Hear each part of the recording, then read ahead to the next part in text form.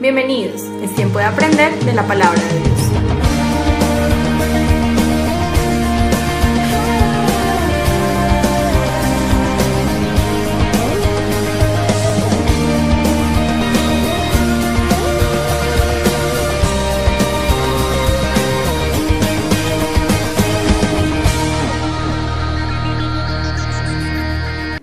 Bueno, Romanos 14, del 1 al 17. Listo, vamos a leerlo. Ustedes lo pueden ver allí en la pantalla. Y dice, yo lo voy a leer en Reina Valera, usted me puede seguir ahí en su Biblia o en la pantalla. Dice, recibid al débil en la fe. El título en mi Biblia dice, los débiles en la fe. Bueno, en la Biblia tengo acá, sí. Los débiles en la fe. Recibid al débil en la fe, pero no para contender sobre opiniones, porque uno cree que se ha de comer de todo, otro que es débil come legumbres. El que come no menosprecia al que no come, y el que no come no juzga al que come, porque Dios le ha recibido. Vamos ahí, ¿cierto? Versículo 4. ¿Tú quién eres que juzgas al criado ajeno? Para su propio Señor está en pie, o cae, pero estará firme, porque poderoso es el Señor para hacerle estar firme. Versículo 5. Uno hace diferencia entre día y día, otro juzga iguales todos los días. Cada uno esté plenamente convencido en su propia mente. El que hace caso del día lo hace para el Señor, y el que no hace caso del día para el Señor no lo hace. El que come para el Señor come, porque da gracias a Dios, y el que no come para el Señor no come y da gracias a Dios. Porque ninguno de nosotros vive para sí, y ninguno muere para sí. Pues si vivimos, para el Señor vivimos, y si morimos, para el Señor morimos. Así pues, sea que vivamos o que muramos, del Señor, ¿qué? Somos. Ahí les voy haciendo el examen a ver si vamos junticos. Versículo 9. Porque Cristo para esto murió y resucitó, y volvió a vivir para ser Señor, así de los muertos como de los que viven. Pero tú, ¿por qué juzgas a tu hermano? O tú también, ¿por qué menosprecias a tu hermano? Porque todos compareceremos ante el tribunal de Cristo. Porque escrito está, vivo yo, dice el Señor, que ante mí se doblará toda rodilla y toda lengua confesará a Dios. ¿Quiénes dicen amén a esto? Versículo 12, de manera que cada uno de nosotros dará a Dios cuenta de sí. Así que ya no nos juzguemos más los unos a los otros, sino más bien decidid no poner tropiezo u ocasión de caer al hermano. Yo sé, dice Pablo, y confío en el Señor Jesús, que nada es inmundo en sí mismo, mas para el que piensa que algo es inmundo, para él lo es. Versículo 15, pero si por causa de la comida tu hermano es contristado, ya no andas conforme al amor. ¿Al qué? Nada, no hagas, versión paisa, no hagas que por la comida tuya se pierda aquel por quien Cristo murió. Versículo 17, no sea pues vituperado vuestro bien, porque el reino de Dios no es comida ni bebida, versículo 17, sino justicia, ¿qué más dice?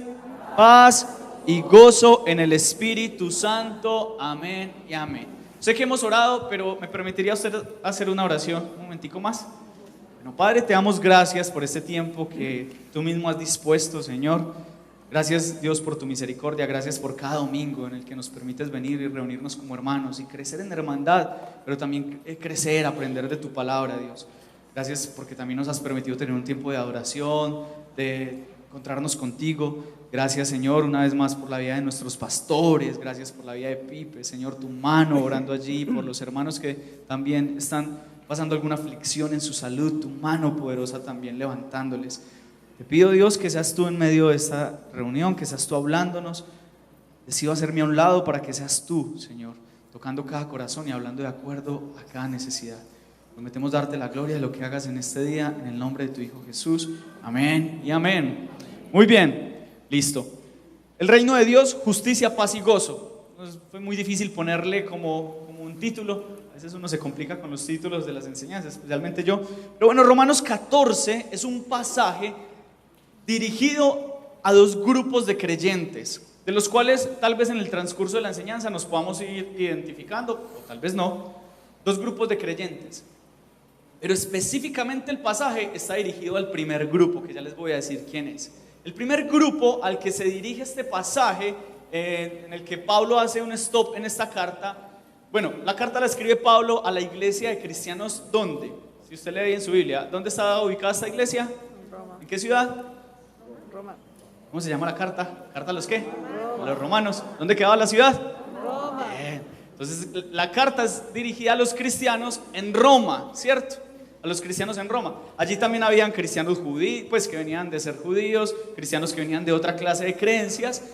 Y Pablo le dirige este pasaje específicamente a dos grupos, les decía, pero el primer grupo es el siguiente.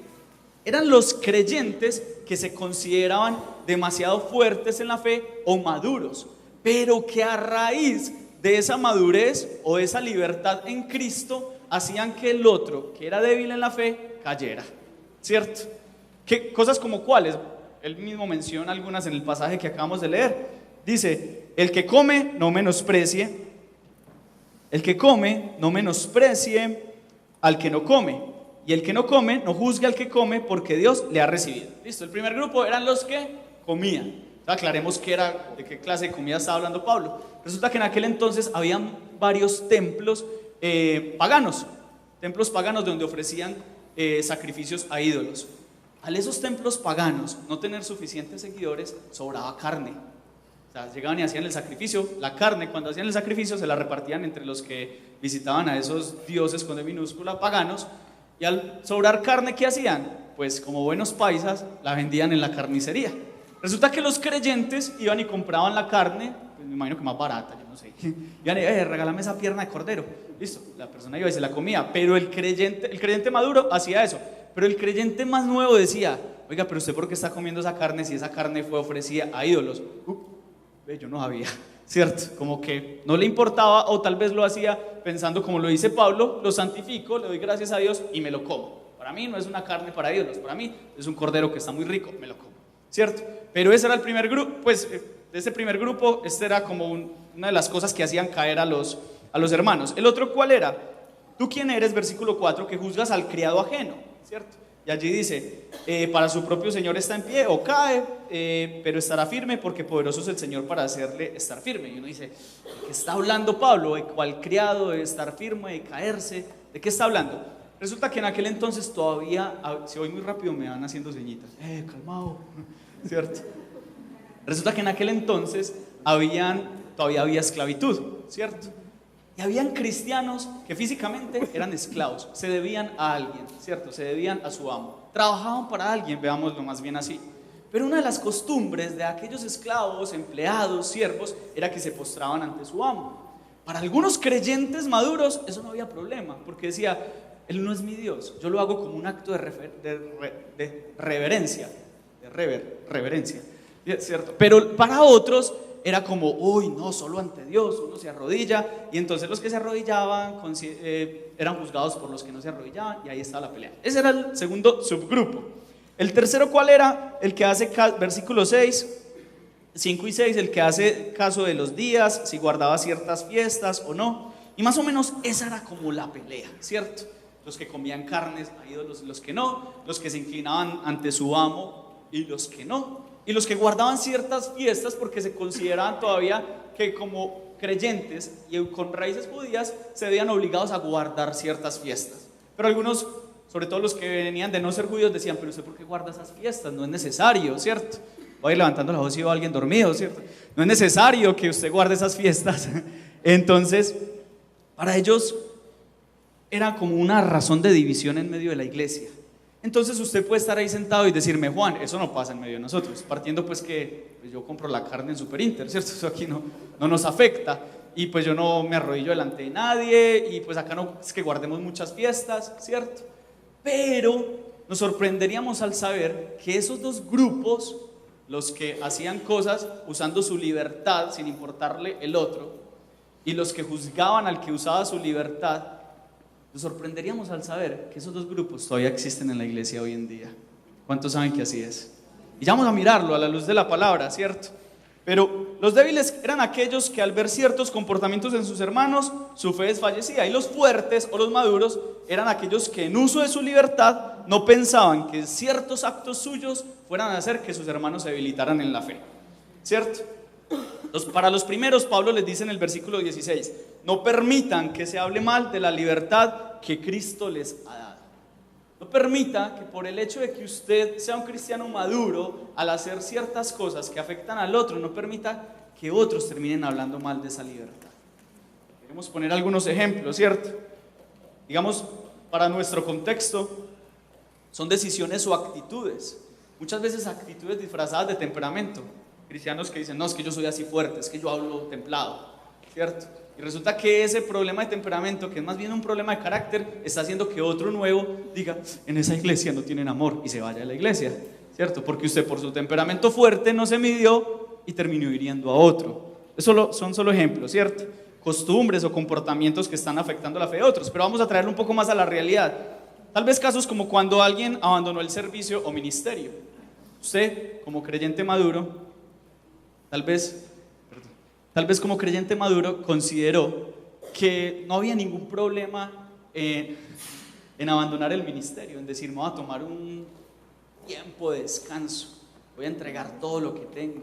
Igual Dios nos mandó a vivir tranquilos. Y usted no supo que esa decisión tal vez afectó la vida de muchos creyentes. Tal vez ese cursito de parejas que usted dejó, tal vez ese grupo discipulado que usted dejó iniciado, tal vez ese ministerio el que usted, perdóneme la palabra, la uso un poco fuerte, pero que usted zapoteó o manoseó. Y el haber tomado esa decisión, solo pensando en su bienestar, afectó a otros creyentes. Y hoy en día muchos dirán, no, pero ¿qué va a ir uno a buscar de Dios? Mira cómo era encendido, cómo cantaba, cómo predicaba, cómo servía, cómo se movía, cómo hacía, y ahora ni se nota. Y eso tal vez provocó que alguien débil en la fe, pues de alguna manera empezara a enfriarse. Otro ejemplo puede ser nuestro uso de las redes sociales. Yo creo que acá toca un poquito de callos, pero es necesario hablarlo. Porque todas estas cosas son decisiones personales y note que ninguna de ellas son pecado, ¿cierto? No es pecado que tú sueltes el ministerio, no es pecado que tú uses las redes sociales, pero ¿cómo las usamos, cierto?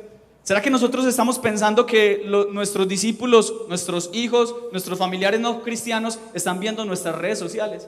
Hay creyentes, miren, yo les decía en la primera reunión que yo soy diseñador gráfico, ¿cierto? Mi mamá hizo la misma cara que usted hizo, como pobrecito, pero pues algo había que vivir. Y resulta que en mi carrera yo me doy cuenta que en las redes sociales, en el manejo de redes sociales, hay empresas destinadas, empresas, o sea, un salón lleno de diseñadores, bueno, de lo que sea, ¿cierto? Hay metidos en las redes sociales oficiales de famosos y de empresas con una sola razón, con un solo trabajo, y es crear polémica. Se meten y generan polémica, generan noticias falsas, generan una cantidad de cosas, y ellos dicen esto, dicen, nosotros lanzamos el anzuelo y vemos que, perdón la palabra, que incauto cae, pues en la polémica, porque eso genera más movimiento, pues más engagement es la palabra, pues en las redes sociales. ¿Qué sucede allí? Que muchos de esos que caen en esas polémicas, qué pena, pero son cristianos, son de la iglesia, lastimosamente, y nuestros discípulos, nuestra familia, nuestros hijos, nos están viendo ahí enganchados opinando, y usted dice, pero hasta ahí, Juan, yo no he pecado. Ok, no estás pecando, pero no estás pensando que al tú participar de esa polémica estás afectando la fe de otros. La gente dirá, uy, esos cristianos ahí metidos en eso, los cristianos generando polémica, compartiendo cosas que no edifican. En mi WhatsApp llegan noticias falsas. Llegaba una de acá de Pereira, creo que era de lo de los bancos, era la de que, no, tranquilo, usted sí puede usar su celular en los bancos, no, eso, bueno, y se acaban toda una ley, y eso lo reenviaban por todas partes. Un día me tocó decirle a alguien, mira, es una noticia falsa, eso es un fake news que llaman, entonces no pierdas el tiempo en eso. Y ese tipo de cosas empiezan a generar en los otros creyentes como, ¿qué se están involucrando en ese tipo de cosas los creyentes? Vuelvo y digo, todavía no es pecado, pero no estamos pensando en el débil en la fe, ¿cierto? Otro ejemplo puede ser decisiones determinantes, como el cambio de ciudad, ¿cierto? Cambio de empleo. Ese tipo de cosas tú puedes decir, bueno, Juan, pero es que yo estoy en todo mi derecho. Sí, si no lo haces en una emoción. Porque un cambio tan determinante como de ciudad o como dejar un empleo tirado, te lo aseguro que va a afectar la fe de otros creyentes. Y te lo dice alguien que también lo ha hecho. Pues no el cambio de ciudad, pero tal vez empleos, tal vez tareas que empecé y dejé. Y eso puede afectar la fe de otros creyentes, ¿cierto? Piensa en tus hijos, piensa en tu familia, ¿cierto? Otro buen ejemplo puede ser nuestro comportamiento en el ámbito, como lo llamamos secular. La palabra secular significa siglo, ¿cierto? En el ambiente de este siglo. Y es cómo nos comportamos afuera. Y aquí es otro tema importante, y es cómo manejamos las finanzas, ¿cierto? ¿Será que somos buen testimonio en nuestro manejo de finanzas como creyentes? ¿Será que nosotros honramos nuestras deudas? Una de las cosas que ha generado que muchas personas se vayan de las iglesias es que se deben plata entre hermanos. Y honrar las deudas no es otra cosa que yo decirle a Byron, esto es un testimonio, ¿te acuerdas los 500? No, es un ejemplo. Byron, es un ejemplo. Los 500,000 que te debo. Byron dice, claro, sí, los que me des hace rato. Es un ejemplo. Y yo le digo, bueno, yo quiero decirte que yo estoy dispuesto a pagarte, ¿cierto? He tenido ciertos compromisos, pero mi manera de honrarte a ti, de honrar la deuda, es hacer un compromiso de pago. ¿Estás de acuerdo con que lo hagamos así? Llegamos a un acuerdo, honré a la persona, honré las deudas y guardé mi testimonio. ¿Sí me estoy haciendo entender? Creo que todos de alguna manera podemos tener deudas, compromisos, pero ese tipo de cosas pueden debilitar la fe de otro creyente. Otro buen ejemplo puede ser nuestras relaciones sociales o nuestras relaciones con nuestras familias, ¿cierto? Acabo de pasar la época de amor y amistad y la empresa le dio por hacer una fiesta. Bien, la dislexia. La empresa le dio por hacer la fiesta donde se descubren y juegan amigo secreto y todo. Y bueno, y toman las fotos y el cristiano sale ahí con el gorro todo pintado, ¿cierto? Con la cerveza, pero era para adobar la carne, ¿cierto? Pues vamos a juzgar, pero el punto es hasta que yo les decía que cuando yo trabajaba con jóvenes y un joven me preguntaba, todavía en el grupo discipulado un joven me pregunta, Juan, ¿hasta dónde puedo llegar? ¿Cuál es el límite donde ya es pecado? Hablándolo del área sexual o en su relación en pareja, ¿hasta dónde es pecado? Yo le decía, no. Si usted está preguntando hasta dónde puede llegar, es porque usted está dispuesto a llegar hasta allá. ¿Sí me estoy haciendo entender? Si está preguntándose cuál es el límite del pecado, es porque usted está dispuesto a llegar a ese borde. Y eso es supremamente peligroso. Y a ese punto ya usted piensa que está solo a un paso del abismo, pero hace 3 pasos ya muchas personas lo vieron y dijeron, usted no debe haber cogido ese camino. Y ya muchos se debilitaron en su fe a causa de los 4 pasos que usted dio antes, pensando que el límite era ese y el límite lo cruzó hace rato. ¿Me estoy haciendo entender? Porque hay otro segundo grupo, que es el grupo de los débiles en la fe, que son los que juzgan a los que hacen esas cosas que les acabo de mencionar, que en sí ninguna es pecado, quiero aclarar, pero que cuando no las hacemos con un corazón correcto podemos terminar haciendo que el otro caiga.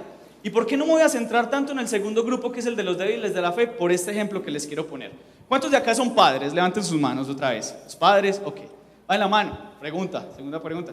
¿Cuántos de los que levantaron la mano son padres de más de un hijo? O sea, de 2 en adelante. Listo, muy bien. Ustedes me van a entender un poco más, los demás no lo podemos imaginar. Si usted que tiene más de un hijo, su hijo menor, su hijo de 1 o 2 años, cuando mucho, se sube a su comedor, váyase imaginando la escena, se sube a su comedor y empieza a hacer uno de esos bailes que están de moda en las redes sociales. Si usted tiene más de 30 años, no lo intente, yo tengo 34 y no me sale, pero es un bailecito seco, es cierto, no, en serio, lo he intentado y no. Si su hijo de 2 años empieza a hacer el famosito bailecito, ¿sí o qué? A Byron sí lo sabe, con 40, con 40. Si su hijo a los 1 o 2 añitos empieza a hacer el bailecito sobre el comedor, ¿usted qué hace? Pues mínimo usted saca el celular, lo graba, lo sube a YouTube, gana visitas, se vuelve famoso, se hace rico a cuenta del niño de 2 años. Bien, le fue bien. Hasta ahí no hay problema. Nomás que hará, si no hace lo del video, pues lo baja, le da un pico, se ríe y dice, con esas ocurrencias donde lo habrá aprendido. Pero usted que tiene 2 hijos, sabrá que si su hijo, que tiene un poquito más de edad, di tú unos 18 o 22 años, hace lo mismo que hizo el menor y se sube a la mesa del comedor y hace el baile, porque si no tiene 30 todavía le sale, hace el baile, ¿usted qué hace? Joanna Smith, usted puede venir a atender a mi hijo, ¿cierto? Llama a algún psicólogo, usted puede atender a mi hijo, es que está haciendo un baile. Exactamente nos trata Dios a nosotros como creyentes. Hay cosas que después de cierto tiempo se van a ver como tan ridículas en algunos de nosotros. Hay cosas y actitudes y aún formas de hablar que si la persona es nueva, uno dice, tan lindo, ay, tan lindo. Yo me acuerdo, una familiar que fue a encuentro, llegó súper apasionada Y dijo, no, mi hijo es, bueno, mi mamá pues. Sí, es que dije, mi hijo, me eché al agua. Y lo peor es que yo le mando la predicación. Bueno, mi mamá cuando fue a encuentro hace poco, me dijo, mi hijo, estoy juiciosa haciendo el devocionario. Y yo, ay, tan linda. Devocionario, ¿cierto? El devocional, pero ella le dice el devocionario. Y a mí lo que me importa no es cómo lo diga, sino que lo esté haciendo, ¿cierto? Y cuando viene, se despide el pastor, chao padre, pero ya, ay, perdón, pastor. Y a mí me da risa, así como ustedes, y yo la amo, y yo sé que, ¿cierto? Pero hay cosas que, personas que llevan tiempo y dicen, ay, sí, vamos a la misa. Entonces, tal vez puede ser un ejemplo muy bobo, pero personas que llevan más tiempo y hay cosas que uno dice, ¿en serio Dios me está saliendo con eso después de todo el tiempo que llevas caminando con el Señor? Y es de la misma manera que Dios nos trata. Dios no nos va a celebrar ciertas cosas después de cierto tiempo, perdónenme. Dios no nos va a decir muy bien, Dios nos va a decir, como usted le diría a su hijo mayor, usted no piensa que si usted hace eso, su hermano menor va a hacer lo mismo. ¿Cierto que usted le diría eso a su hijo mayor? Usted no piensa que le está dando mal ejemplo a su hermanito. No piensa que le está dando mal ejemplo a su abuelo. No, el abuelo ahí. Pero, ¿te imaginas? Nosotros hacemos muchas cosas como creyentes y no pensamos en cómo estamos afectando a otros. Nosotros no pensamos cómo eso, que aparentemente no es pecado, ¿cierto?, puede afectar a aquel que es débil en la fe, ¿cierto? ¿Qué pasa con ese grupo que les dije que no me iba a centrar mucho? Les voy a mencionar qué es lo que sucede en ellos. Lo primero que sucede es que la decepción es una de las principales razones de deserción en la iglesia. Pregúntele a cualquier pastor que haga una encuesta a las personas que han sido parte de su iglesia, ¿por qué se han ido? La mayoría le va a responder que un gran porcentaje fue porque se sintieron decepcionados de pastores o de líderes. Ninguno se sintió decepcionado del que vino por primera vez. Es que yo saludé a uno de los que bajó con los del chaleco azul y no me saludó, yo me fui a la iglesia.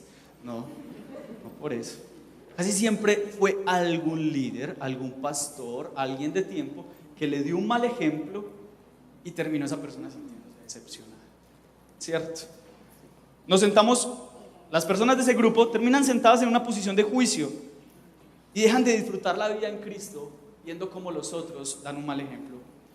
Debemos permitir que sea Dios quien obre en cada corazón y traiga convicción. Versículo 13 de Romanos 14 dice, Pablo le dice a ese segundo grupo, ya no debemos criticarnos unos a otros, al contrario, no hagamos que, por culpa nuestra, un seguidor de Cristo peque o pierda su confianza en Dios. Le está diciendo al grupo de los débiles, les dice, no, dejen de criticar, porque por usted criticar, los otros que no conocen a Cristo no van a creer. Imagínense la cadena tan tremenda que genera un mal ejemplo. Porque está el maduro, que hace eso porque considera que no es pecado, no le importa que afecte al otro. Está el débil, que se ve afectado, pero el débil cae en juicio y termina afectando al nuevo creyente, o al que apenas se está acercando a Dios. ¿Cuántos creen que eso afecta a la iglesia en ese tiempo? ¿Cierto que sí? Váyase ubicando en alguno de los dos grupos, pero le quiero decir algo. Hay una realidad y es que todos caemos en alguno de los dos grupos. O muchas veces estamos en los dos al mismo tiempo. Porque estamos en una posición de criticar a los líderes o a los pastores, pero a la vez no estamos dando un buen ejemplo a nuestra familia. Me duele ver esos creyentes que, yo les ponía el ejemplo de que hay personas que llegan a afirmación y dice, ay, sí, es que aquí hace 5 años, llegan nuevos, y dice, aquí hace 5 años vino una tía, ¿en serio? ¿Y su tía lo trajo? No, es que ya no le habla a nadie en la familia. What? ¿En serio? ¿Qué percepción tendrá el evangelio esa persona? Es muy fácil ser parte de los dos grupos, pero Pablo, hablándole a otra iglesia que está viendo un problema similar de madurez, que es a los corintios, dice en 1 Corintios 4:5, y voy avanzando para ya ir al cuerpo del mensaje, dice, por lo tanto, no juzguéis nada antes de tiempo, esperad a que el Señor venga y saque a la luz lo que ahora está en la oscuridad, y dé a conocer las intenciones del corazón. Entonces Dios dará a conocer cada uno la alabanza que haya merecido. En pocas palabras, deje que Dios juzgue. Dios dejará ver las intenciones de cada corazón. Pero Pablo, volviendo a Romanos, les dice al grupo de los romanos, esto fue a los corintios, pero a los romanos, en la carta que leímos, en el versículo 17, dice lo siguiente, si lo pueden leer conmigo, pónganlo ahí por favor. El reino de Dios no es comida ni bebida, sino justicia y paz y gozo por el Espíritu Santo. Pablo para traer como una solución y una puerta abierta a esos dos grupos que se estaban peleando entre sí, les dice, vea, eso es más o menos como cuando dos niños se están peleando por un juguete en la casa y la mamá les dice, la comida está servida, se olvidan del juguete, o la pizza está servida, mejor. Se olvidan del juguete por el que estaban peleando y se sientan a comer la pizza. Esto es lo que hace Pablo. Pablo les dice, dejen de estar peleando por el juguete y siéntense que la pizza está servida. Hay algo mucho más importante y los va a nutrir más que las razones por las que están peleando ahora. ¿Saben cómo se llama esa pizza? Se llama el reino de Dios. Hermanos, ¿les puedo decir hermanos? Hermanos, en esta época, como creyentes, estamos muy distraídos en pequeñas peleas del que hizo y el que no hizo. Y la principal razón es porque hemos perdido de vista el reino de los cielos. Que el reino de los cielos no es más que el lugar donde Jesús o donde Dios reina. ¿Cuántos creen que Dios reina en la iglesia? ¿Cristo reina en la iglesia? Con un amén, con un amén. ¿Cuántos creen que Cristo reina en tu iglesia, en nuestra iglesia? Amén. ¿Cuántos creen que Cristo reina en tu hogar? Amén. ¿Cuántos creen que Cristo reina en tu trabajo? Amén. ¿Por qué bajan los amén? ¿Cierto? Ay, sí, pues es que ya no saben que soy cristiano, pero yo me porto como uno. ¿Cuántos creen que Dios reina o Cristo reina en tu barrio? ¿Cierto? Ya no tanto, porque uno, es que los vecinos están canzones, ponen música todos los sábados. El reino de Cristo es donde Él ejecuta su reinado, donde Él gobierna, y debemos permitir que Él reine en cada área de nuestras vidas, ¿cierto? Y Pablo les dice, el reino no es comida, no es bebida, no es esas cosas que nos están distrayendo. El reino de Dios tiene 3 componentes. ¿Cuántos quieren escucharlos? El primero es la justicia. Y la justicia tiene 2 direcciones. Una, cuando Cristo ejecuta la justicia de Dios, tú y yo merecíamos morir por nuestros pecados, pero Dios envía a su Hijo Jesús a morir por nosotros. Y Él muere en nuestro lugar. Él muere en nuestro lugar. Y ahí se ejecuta la justicia de Dios. Que la paga del pecado es ¿qué? Muerte. Pero la dádiva de Dios es vida eterna. ¿En quién? En Cristo Jesús. Dios hizo justicia con la humanidad. Eso está claro. Pero con los que hemos recibido a Cristo y hemos abrazado esa justicia, tenemos la segunda dirección de la justicia, y es que somos obligados a vivir como justos. ¿Me estoy haciendo entender? Es como que a usted lo liberen de la cárcel y lo declaran libre sin antecedentes. Usted tiene que vivir como alguien libre, pero usted lo declaran libre sin antecedentes y va, se encierra en la casa. No, es que me dieron casa por cárcel. No, usted ya es libre, compórtese como libre, ¿cierto? No, es que no puedo ir a ese paseo en otro pueblo porque es que tengo ¿cómo se llama? El collar. No, usted ya no tiene antecedentes, usted es libre. Así que pórtese como libre. Eso es la justicia de la que está hablando Pablo. Dice, el reino de Dios es justicia. La justicia que Dios ya ejecutó cuando envió a su Hijo a morir en la cruz por nosotros, y la justicia a la que nos llama a vivir como creyentes. ¿Cuántos hemos dejado de vivir esa justicia? ¿Cuántos se nos olvida a ratos que somos cristianos? ¿Cuántos a ratos sabemos que somos libres, pero no nos comportamos como tales? Sabemos que fuimos justificados, pero no vivimos como justificados. Y Pablo les habla de eso. Dice que la justicia, tengo acá, es un don, pero también es una meta, ser justo. Es un indicativo, ¿cierto? Tú eres justo, Dios indica que eres justo, pero es un imperativo, te llama a vivir en justicia. La justicia es una posición, Dios nos llama justos, pero también es una tarea. La justicia es un acto de fe, pero también es una vida de fe. No es suficiente con que nos llamemos cristianos y digamos, somos justificados, pero no vivamos como ellos. Entonces dice Pablo, el reino de Dios es eso. Por eso Jesús dice en Mateo 6:33, buscad primeramente ¿qué? El reino de Dios y su justicia. Siempre la justicia de Dios, como Él la ejecutó a través de Jesús, va a ser un componente importante en el reino de Dios. Caminar como justos. Romanos 5:1, el mismo Pablo dice, en consecuencia, ya que hemos sido justificados mediante la fe, tenemos paz con Dios por medio de nuestro Señor Jesucristo. Y eso nos lleva al segundo componente del reino. Lo primero, ¿cuál es? El reino de Dios no es comida ni bebida, sino ¿qué? Justicia. Y lo segundo, ¿qué es? Paz. Y es la paz que viene de haber declarado nuestra fe en Cristo. Si queremos en verdad vivir una vida plena y llena de gozo de parte de Dios, debemos buscar su reino que incluye paz. Todas esas cosas que les puse de ejemplo al comienzo, donde les dije que nosotros, que usted y yo, hacemos muchas de esas cosas sin pensar en el otro, tienen una razón, y tiene esta palabra, y es placer. ¿Usted por qué se comporta así en las redes sociales? Porque quiere, por placer. ¿Usted por qué es tan permisivo con ciertas cosas? Porque quiere, por placer.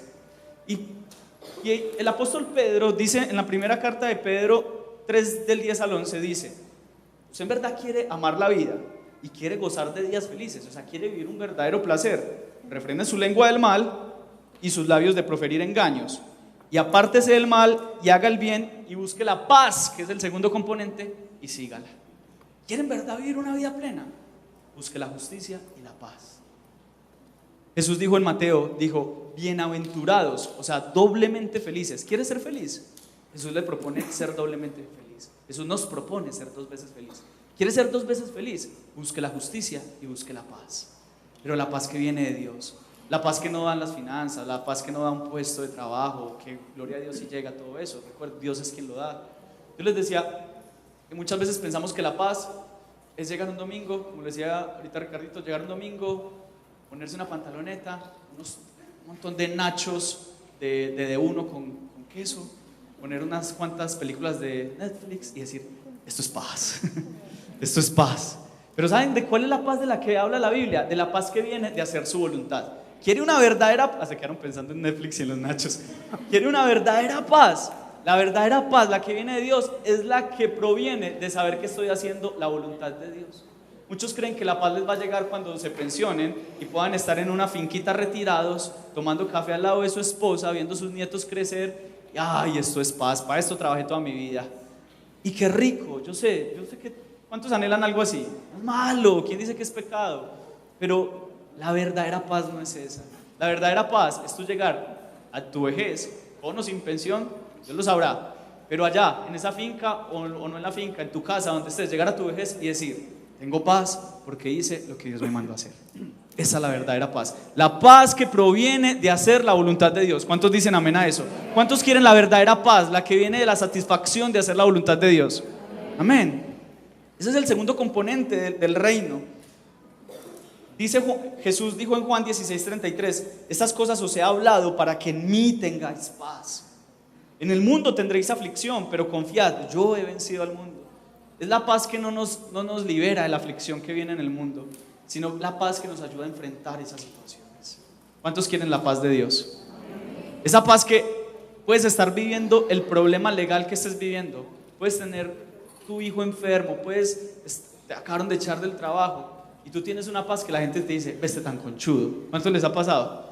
Dice, no, estoy sin trabajo, pero yo estoy tranquilo. ¿Qué? Tranquilo, no, pues sí, estoy orando, estoy buscando, me estoy moviendo, pero yo sé que Dios tiene el control. Esa paz a veces ofende a la gente, ¿cierto?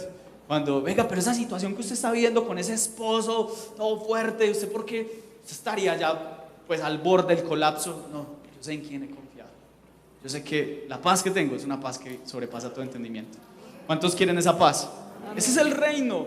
No nos distraigamos más en nuestros placeres, enfoquémonos en el reino. Afortunados, dice Mateo 5:9, ya se los mencioné, los que se esfuerzan por conseguir la paz y tienen un título, aquellos que buscan la paz. ¿Cómo son llamados? Hijos de Dios. ¿Cuántos hijos de Dios hay acá? Busquemos la paz, amén. La manera de vivir una vida que traiga satisfacción es permitiendo que el reino de Dios traiga paz a nuestras vidas, pero también debemos buscarla. Termino con el tercer punto y la conclusión es el gozo. Entonces, la primera, ¿cuál era? Justicia. El segundo, ¿cuál? Paz. Y el tercero, gozo. Y es el que viene por la esperanza de su gloria. Romanos 15:13. Y el Dios de esperanza os llene de todo gozo y paz en el creer.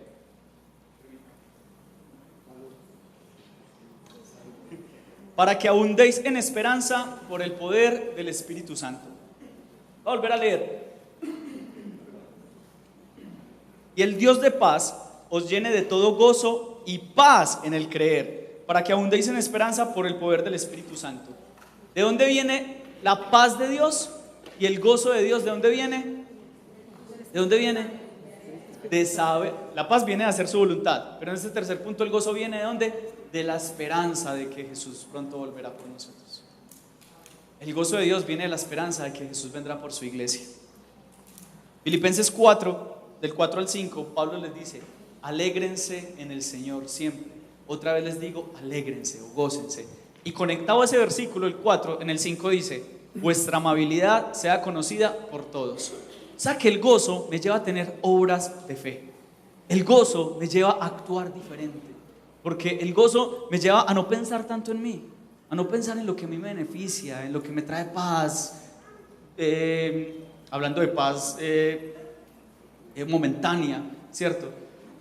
No solamente buscar mi beneficio, sino buscar hacer la voluntad de Dios, lo que Dios me está llamando a hacer. Ese es el gozo, el que viene de la esperanza de servirle. Yo quise traer una ilustración, en el primero no me funcionó. Entonces, si ustedes me lo permiten, a manera de conclusión, yo quisiera decirles que la primera, ¿cómo se llama? Justicia.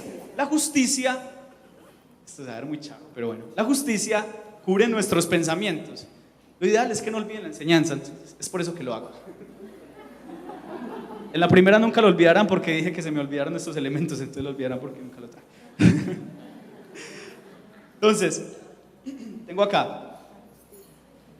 La justicia cubre nuestros pensamientos porque Cristo obra acá. Yo sé que no es súper ridículo, pero no importa. Lo segundo es la paz. Y la paz, como lo dijo Pedro, viene a través de nuestras palabras, ¿cierto? Entonces, yo vi en un video que esto se pone... Yo vi un tutorial en internet que... Entonces, digamos que estos serían los tres elementos. Esto sería el tapabocas. Lo voy a quitar para predicar. Lo bajo. Y el tercero, lo vamos a quitar este porque ya. El tercero el gozo tiene que ver con la obra de nuestras manos. Huele como a ajo. Yo creo que el cirujano que opere con esto no necesita anestesia, sino cuente hasta 10. O ya. Pero bueno. Todo huele a ajo, doc. No, sí. Entonces, bueno, vamos a poner los tres, me dice la pastora. Listo. Entonces, primero, yo acá tratando de cubrir mi alopecia y ustedes me hacen despeinar.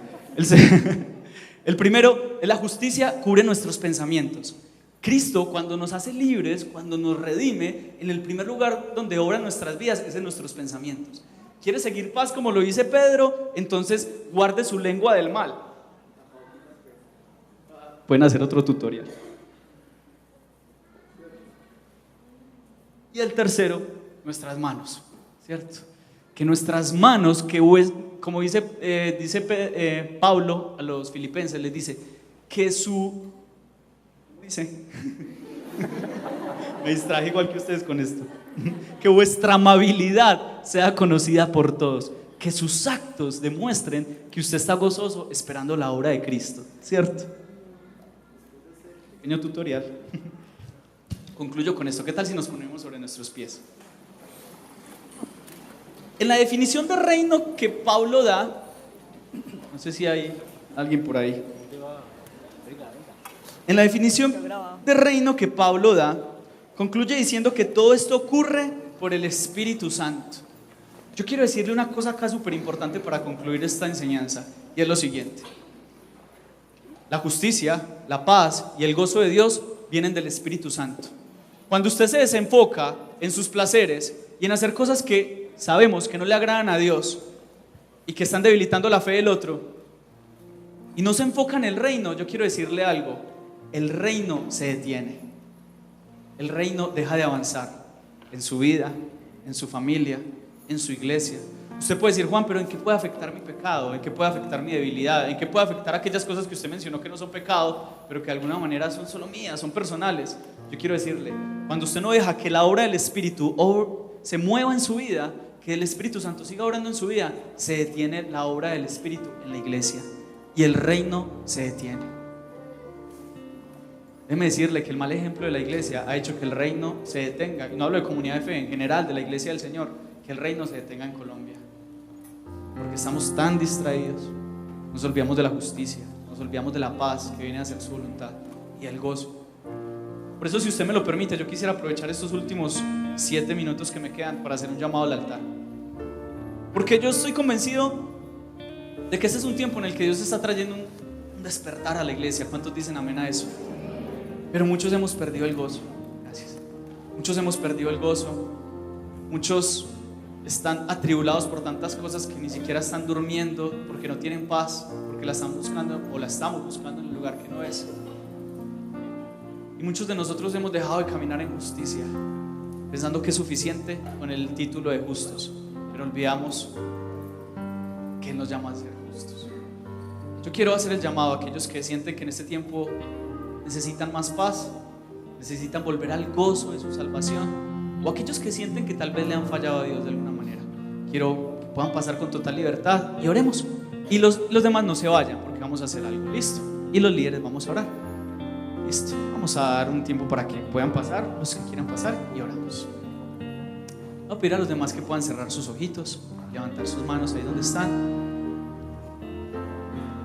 Y vamos a orar con las personas que están acá al frente, porque los que están allá atrás o los que se vayan a quedar atrás tienen una responsabilidad con los que pasen hoy al frente, y es sostenerles. Entonces yo por eso le pido que me aguante 2 minuticos y no se vaya, porque su oración puede sostener a los hermanos que están acá. Somos llamados a sostener al que está pasando por un momento de debilidad.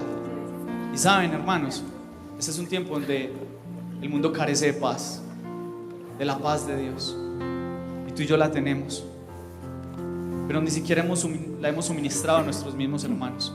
Entonces vamos a tener ese tiempito de orar, y usted ahí donde está atrás va a orar como si el que estuviera acá, bueno, no, es que el que está acá es su hermano. Entonces va a orar por él intensamente, y al final no se vaya, que vamos a hacer una oración juntos. Listo. Entonces los líderes, por favor, si pueden pasar. Los líderes, si pueden pasar. Gracias.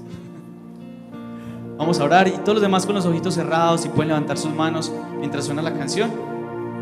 Y allí usted, por favor, extienda sus manos hacia sus hermanos, y el altar sigue abierto. Si usted considera que requiere paz, puede pasar. Gozo. Amén.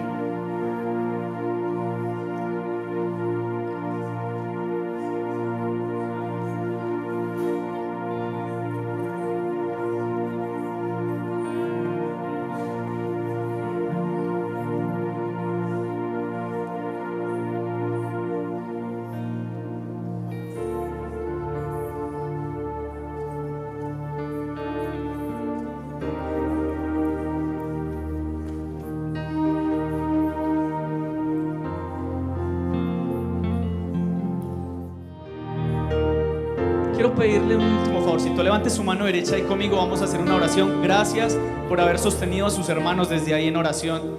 Quiero que conmigo ore. Padre, en este día yo reconozco tu presencia en mi vida y en este lugar.